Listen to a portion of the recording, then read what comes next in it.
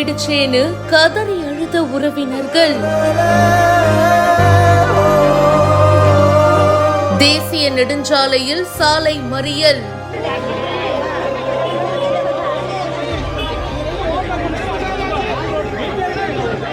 சிவகங்கை சிங்கம்புணரி பக்கத்துல கோவில்பட்டியில பாத்தீங்கன்னா பால் வாங்குறதுக்காக அக்கா கவிபிரபா அப்படின்றவங்களும் தங்கை சாதனா அப்படின்றவங்களும் போயிருக்காங்க. இருசக்கர வாகனத்துல போயிருக்காங்க. தங்கச்சி தான் வண்டியை ஓட்டி இருக்காங்க. அப்போ பழனியில இருந்து காரைக்குடி நோக்கி அரசு பேருந்து ஒண்ணு பயங்கர வேகத்துல போனதா சொல்லப்படுது. இதுல அந்த பேருந்து மோதியதுல தங்கை சாதனா சம்பவ இடத்திலேயே இறந்து போயிருக்காங்க. அவங்க அக்கா கவிபிரபா கவலைக்கிடமா இருக்காங்க.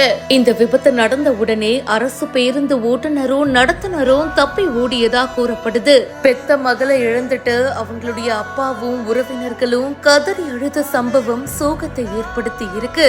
உறவினர்கள் சாலை மறியல் போராட்டத்திலையும் ஈடுபட்டிருக்காங்க. இதனால அந்த பகுதியில பரபரப்பு ஏற்பட்டிருக்கு.